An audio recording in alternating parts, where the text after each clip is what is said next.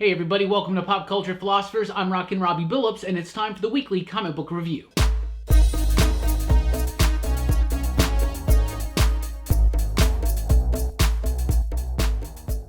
That's right, everybody. Welcome here to the weekly comic book review on Pop Culture Philosophers. It is the show where I read a lot of comic books, and I'll let you know what I thought about them, and we always start with the pick of the week, so let's get right into it. This week's pick of the week, The Green Lantern number 7. A great series by Grant Morrison and Liam Sharp, pumping out some great, crazy, imaginative work on a great, crazy, imaginative character like Hal Jordan, Green Lantern. Fantastic stuff in this one. Grant Morrison and Liam Sharp are both veterans in this industry, and they're cranking out high-energy work right now like they're 20-year-olds. Great, top-notch type stuff, and issue 7 is one of the best issues yet. This entire issue takes place inside of the Green Lantern ring, and Morrison and Sharp let us know a little bit about the secrets of how the willpower and how the ring actually works. Really cool stuff, really fantastical stuff. Morrison and Sharp are doing a great job. Sharp's artwork has been splendid and a treat in this whole series. This issue in particular, beautiful, luscious layouts, great composition. He colors the artwork himself too, and it's just beautiful, rich, textured, detailed, and those layouts are absolutely fantastic. Grant Morrison does most of the script in a prose style, but it still flows along very naturally. It feels really, really cool. The Green Lantern number 7, keeping up that top-notch work from Grant Morrison and Liam Sharp, making this a very fun, very unique and different and crazy imaginative. That's the word I want to use, crazy imaginative.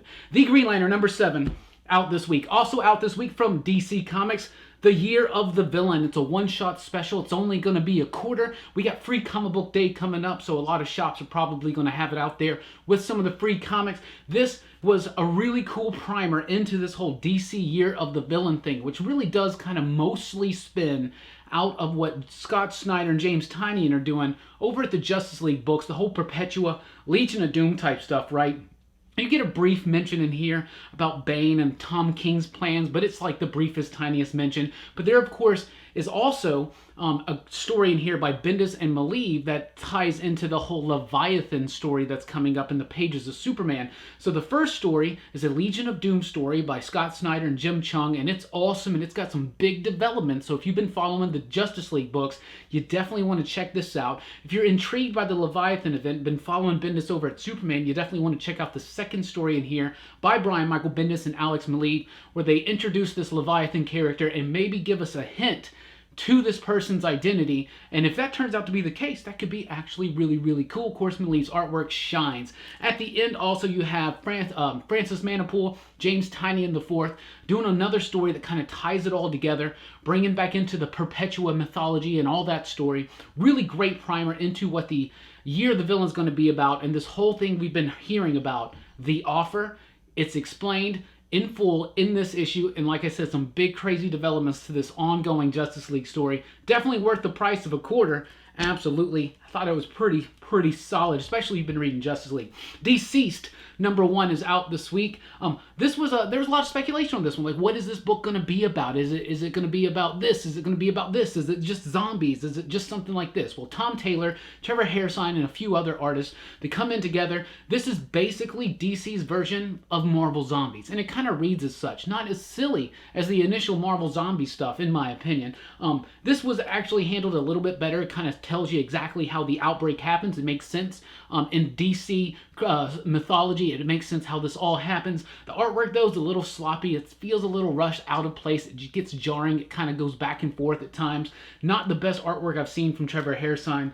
But Tom Taylor does a great job with it, but it does not feel like this story is tied into current DC continuity whatsoever. And if you notice, we don't have the DC Universe banner up there either. So I think it's kind of like set on its own world or whatever, which really does lead more into the whole idea that this is basically DC's version of Marvel Zombies. Just slightly different, but it's still pretty cool, and I think a lot of people will be pleased with it because there will be some gut-wrenching, heartbreaking moments, I'm sure. Justice League number 23, so the events that happen here haven't happened yet here, but we still have lots of excitement right here in the 6th Dimension story. This is the 4th part of that 6-part story. Jorge Jimenez doing amazing, Great dynamic artwork. Look at that opening page there with Clark and Jonathan. Just great stuff. High energy, kinetic. It moves. It's great stuff. I'm loving Justice League right now. I love all this Legion of Doom, Scott Snyder building up to Perpetua. I'm loving every single minute of it. This Sixth Dimension story has been really, really fun. Starting to get a little confusing in the middle of the story arc, but sometimes I find that when I go back and reread these issues of Justice League, I understand a lot more, I make more connections, and I just love comic books that I can get back and read and reread and reread. And even if some things are confusing in this issue, which a lot of it is very straightforward and some crazy bonkers cool ideas, Jorge Jimenez's artwork just anchors the entire thing and makes it such an enjoyable experience, even if you have to reread it to fully grasp all the crazy cosmic goodness that Snyder's throwing at us in these pages of Justice League lately.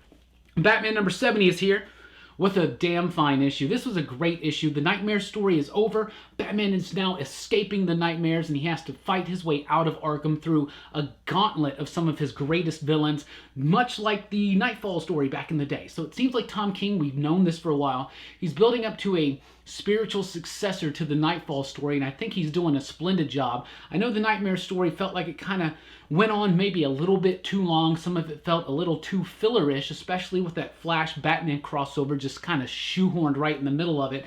But now that Batman is out, really cool stuff. This was a great issue. My only problem is that the artwork shifts at the very, very end. So you got Mikael Hanen doing most of the artwork, and then it switches to Jorge Fornes. Two excellent artists, but two very different styles, and it's very jarring when it happens. Though when it happens in the story, maybe that's why, maybe it makes some sense, but I love some of the throwbacks, some of the callbacks to Nightfall and past Batman continuities. And Batman is just mad, and he thinks he's about to take some Bane action out, and I think it's going to go the other way around. We shall see. Young Justice number 5 is out this week. This is the issue that explains a whole lot about why Tim Drake can remember Connor, why he can remember Bart Allen, right? So I really like how Bendis explains that. You do have a few different artists in here, but they do each their own little scenes, so it kind of works that way. Still feels a little inconsistent as far as the art goes, not as solid as some of the previous issues, but I'm loving this Gem World stuff. I love Amethyst. I've always loved Gem World, so it's really cool to see that get the respect and a big story that it needs, but it really, really is cool that this issue starts really kind of letting us know a whole lot more about what exactly is going on as far as how Tim Drake and some of the others can remember each other. So Young Justice number 5 with a pretty fine issue out this week. Adventures of the Super Sons number 10 of 12. We're nearing the end of this story, which is going to be the last Super Son story, because now Jonathan's all grown up. It's one of the things I dislike the most, I guess, about the Bendis Superman run is the aging up of Jonathan. Not that I think that's necessarily a bad idea or gimmick. I mean, we've seen this before with Cable, Psylord. You guys remember Psylord? Yeah, Franklin. Anyway, from the Fantastic Four. Anyway, but there's something's going to be different about this camaraderie between Damian and Jonathan, and that's something that really is fun here. Peter Tomasi's been crafting this real fun story, big epic story, but it kind of feels like it does go on a little too long. Maybe we didn't need 12 issues, but I'll take as many issues of the Super Sons we have left, which after this is going to be 2. But Super Sons remains super fun. Batman Teenage Mutant Ninja Turtles Part 3 is out this week from writer James Tynion the 4th and artwork by Freddie Williams the 2nd. If you like the first Batman TMNT crossover and the second one, you're gonna love this one. I don't really want to tell you what's going on in it because I don't want to spoil it, but it's wild, it's crazy, it's bonkers, it gets nutso. If you thought those first 2 volumes of the TMNT Batman crossover were crazy, you ain't seen nothing yet. This is really fun. Really, really fun. And I loved those first 2, and I'm loving the setup and the premise of the 3rd one. Like I said, don't want to spoil anything because I didn't have this spoiled for me, and it was such a beautiful surprise when I was reading through this page. I really like it. We'll talk more about that soon, right? War of the Realms from Marvel. Let's jump over to Marvel. War of the Realms number 3 is here. Another big epic explosion of Thor mythological giant comic book goodness, right? Jason Aaron's handling this one. Russell Dodderman, Matt Wilson as the art team. Doing a great job with the artwork. It's detailed, it's textured, it's got great layouts, big epic moments that really shine forth. And in the week after the release of Avengers Endgame, it's really appropriate to have an Avengers book or an Avengers-centric book, I should say, that kind of has that big oomph, that big wow factor like that movie had. So War of the Realms is something I'm really, really digging into. Now that Malekith and his forces have basically taken over the Earth, they've taken over Midgard, now it's up to the heroes to make their plan and break up into individual units and send them off on separate missions, right? These separate missions get covered in some one-shots that are coming out this week, the first of which is out, or this month, the first of which is out this week, which is Strike Force, Dark Elf Realm. We'll get to that in just a second, but this is a great issue, really taking things further along. That Daredevil stuff that we talked about last time, that happens in this issue. Really fun stuff, great artwork, clean, beautiful, elegant coloring. It just works. It works so well for me. So War of the Realms, Strike Force, Dark Elf Realm. I was excited about this because it seems like these are going to tie more closely into the main series War of the Realms, because you get 3 missions going on. One of them is going into the Dark Elf Realm to try to destroy the Dark Bifrost, right? And that's what this is, right? Except for all the actual stuff happens in War of the Realms. All this stuff is prelude to what happens in here. This is a little unnecessary. This kind of covers it all, but very, very quickly. But you do get some Blade action in here. I do want to point out that Blade is in both of these books. So in 1 week, we got Blade in 2 books. That's awesome. This is written by Brian Hill. He does a great job with the story, but there's just not much story to get to because I read this one first and I kind of already got to where they were going to go. This was just kind of, I don't know, just prelude, just kind of in the way, just kind of worthless, not really meaningful. But it's a nice little character exploration on some characters like Blade and Punisher and stuff like that. So Brian Hill's got some nice chops at the writing on these characters. Lionel Francis Yu does the artwork. To me, I'm not usually the biggest Yu fan, and even for him, I thought this was a little bit subpar. Just a little wonky. Some poor choices in the artwork, in my opinion. And just maybe a little bit rushed. Savage Avengers is out this week. I know this is going to be a big one for Marvel this week. So Savage Avengers is this crazy, kooky Avengers team that's going to consist of Conan, Brother Voodoo, Elektra, Punisher, Venom, and Wolverine. Okay, why not? So after the events of Avengers No Road Home, Conan is now stranded in the Marvel Universe. He's in the Savage Land. Some no good goings-ons are going around in the Savage Land. Brother Voodoo's there. Punisher gets sent there. Wolverine's there. This issue mostly focuses in on Wolverine meeting Conan. So if you're really excited about that, 2 fan-favorite characters meeting and clashing together for the first time, you're going to get it right here. Gary Duggan does the script, and he does a pretty decent job with it. It's lean. It gets right to the point. It kind of keeps you going right through. Mike Deodato Jr., who recently has been pumping out some crazy awesome work, some of the best work of his career, starts feeling a little bit more typical, a little bit more rushed, just not so connected, a little bit more loose, a little bit more free in this issue. Doesn't work for me artistically.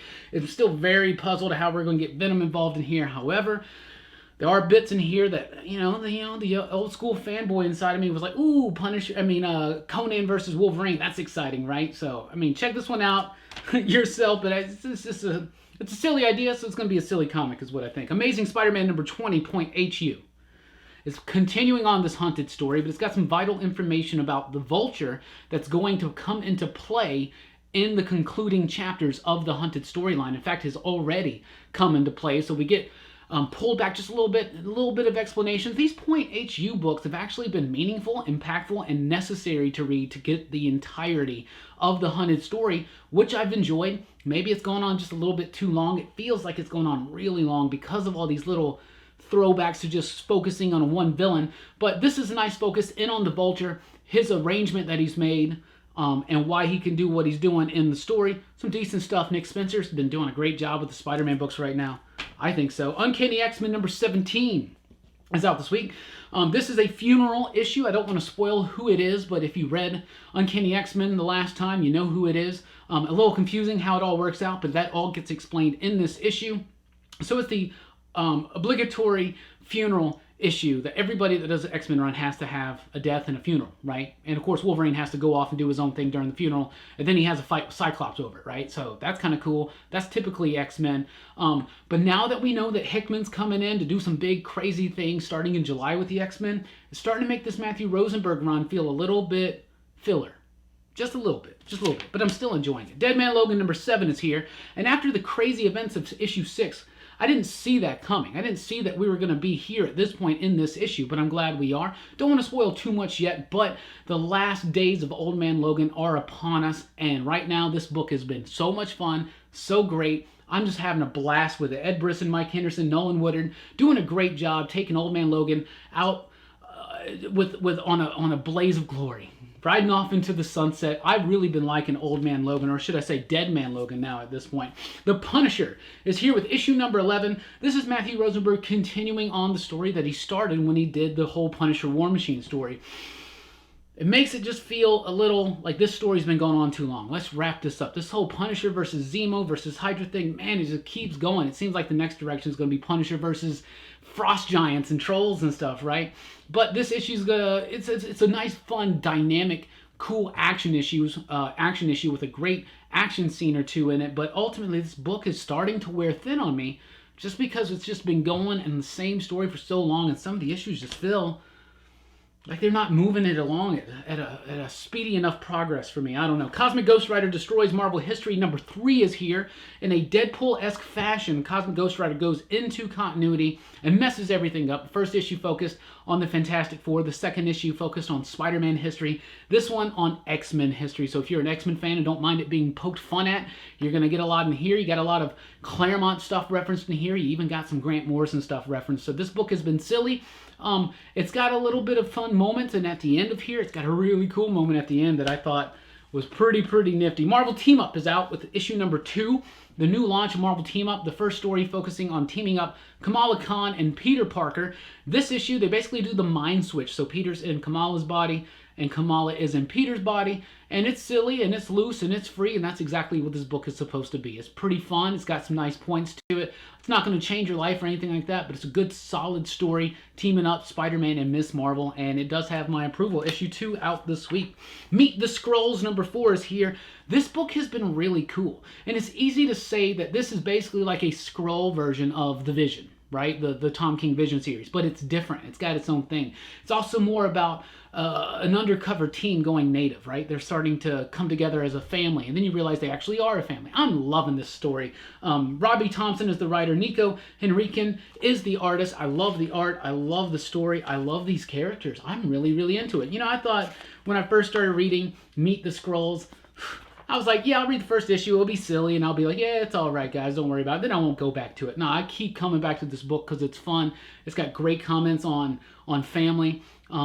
It's got some great dramatic, emotional moments. This book has it all. Meet the Skrulls, number 4, out this week. Age of X-Men continues on through. One of the remaining Age of X-Men books I'm reading is Prisoner X, because this book has been great. This book's been really fun. It focuses in on Bishop and the prison in the Age of X-Men universe, and Beast is there, and Honey Badger's there, and a lot of other fun characters, Polaris and such.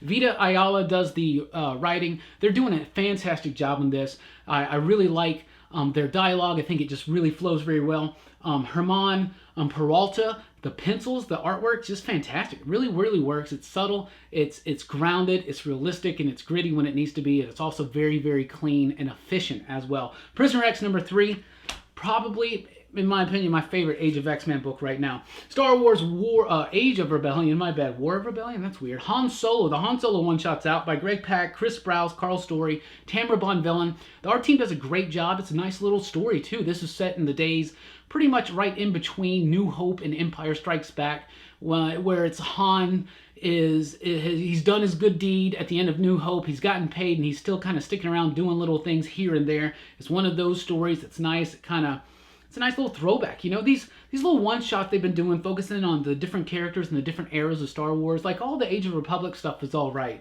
But these Age of the Rebellion ones by Greg Pak have been pretty solid, and this the Han Solo one is no exception. From Image, we got a new number 1. It's Gogor. This book is wild. This book is crazy. It's fast. It's ferocious. It's kinetic. It's dynamic. It's got so much energy. It moves briskly. This book has amazing artwork, great composition, great sequential storytelling. It's a very clean animation type style, but it really flows very well. A very easy to get to story, and like I said, that art just crackles off the page. It's like snap, crackle, pop. This book is your sleeper hit of the week. Really like this book. I highly encourage you to check it out. Probably not going to be heavy ordered at a lot of shops, so get in there early. Call them if you have to. Say, hold me back a copy of Gogor, because this book was awesome, and it was cool, and it had a great ending, and I cannot wait to see where this is going to go. Great, simple story, but efficient, amazing storytelling, especially done the art. It's entirely done by Ken Gehring. Fantastic job. fantastic. Also from Image, Paper Girls number 28. Things are really starting to build up. We only got 2 more issues left in the series. This has been a great series. Everybody's always talking about saga this, saga that. What about Paper Girls? Paper Girls is a crazy time travel sci-fi story that started in 1988 and has taken us all the way through the year 2000 and into the crazy future and into the crazy past. It's been fun. A lot of revelations in this issue. A lot of just this is a big crux moment where all 4 characters are having very important scenes and it's all happening at the same time. Some really clever artwork and layout design ideas by Cliff Chang, the artist, and of course Matt Wilson just doing a beautiful, luscious job with the colors. Paper Girls, one of my absolute favorite comic books out. From Aftershock Comics, we got a new one, Descendent number 1. Basically, all these people, all these important people start having their children kidnapped in these ransom rights, and they all have the same symbol that's coming together, and it's like this big, crazy conspiracy thing or something. But this book was a great issue number 1. Very intriguing. It's written by Stephanie Phillips with artwork by Evgeny Bornyakov, or Bornyakov. I messed that up so bad. However, this book is really, really cool. Look at that awesome cover by Wando. Great stuff. Aftershock's really been pumping out some great creator-owned titles right now. This is no exception. I thought this was a really cool setup for a cool story. Nothing crazy about the concept that really like just grabs you in on that alone, but the way that it's told, the way it unfolds in the pages, really, really like it. The artwork is clean. It's solid. It's got some great, interesting character. And look at that cover. Look at that cover. From Ahoy Comics, we have Hashtag Danger number 1. So this is like a team of adventurers in the modern day. They're after the Yeti. It's silly. It's over the top. It's just meant to be silly and over the top. So if you like that kind of thing, I think you'll like it. Seriously, though, the highlight is Chris Giarrusso's artwork. Really, really like it. It does throw back to some old school type comics, but it's all tongue-in-cheek. Some real fun, interesting stuff, but ultimately not something I'm going to come back to. From Scout Comics, we have the Electric Black. This may have come out last week. I'm not sure, but we got it this week. So I decided I'd give it a read. Heard a lot of hype around this one. It's okay. It's kind of like, I don't know, Needful Things mixed with Tales from the Crypt just a little bit. So this creepy dude, he's got this antique curiosity shop. People come in, they find an object. He tells them the story about the object. I don't know. It didn't really do much for me. It didn't really work. It has some different stories. It's a neat, clever way to do an anthology, but not really anything about it felt very original. Like I said, it kind of came across very Needful Things mixed with Tales from the Crypt. It was all right. I thought it was okay. From Action Lab, we got Spencer and Locke 2, number 1. I have not read the first volume of Spencer and Locke, but I decided I wanted to check out issue number 1 because the writer had sent me a copy last week, and I didn't get a chance to get to it and do an advanced review, so I wanted to pick it up and read it, and I definitely want to go back and read the first volume because this was really interesting. The basic premise is Spencer and Locke, right? So Spencer is this cat, and Locke is this detective, so it's kind of like, what if Calvin and Hobbes grew up and became detectives? And that's kind of exactly what it is. They also reference some Beetle Bailey stuff in this one, so I like the idea of taking comic strips, projecting it out, if they grew up, if they were quite a little unhill, just a little off, like how would it work? I really did like this issue. There were some things I didn't quite get into because I just haven't read this stuff before, but I really like the idea. I like the characters, I like the premise. Thought it was really cool, so I will definitely be checking out Spencer and Locke Part 1 very, very soon. From Valiant Comics, we have Fallen World number 1. This continues the Ray story, the 4001 AD story. I never read any of that stuff, but I figured, hey, it's a new number 1, let's check it out. Man, I was so confused. I was so lost, and then at a certain point, I just didn't care. I still finished the issue, but it didn't really do anything for me. Maybe if you're a super fan of Ray, or you read that 4001 AD stuff, if you've just been keeping up with all that, maybe you'd be really into it, but me, it didn't do anything for me. It was just kind of all over the place, a little clumsy, a little muddy, and I was confused. But I think it's because it's like the next part of an ongoing saga. I don't know. The final issue of Girl in the Bay is here from Dark Horse Comics and writer J.M. DeMatteis. Fantastic stuff. Really like this book. The conclusion really is satisfying. It's a logical conclusion. It makes a lot of sense. These 4 issues have been very fun.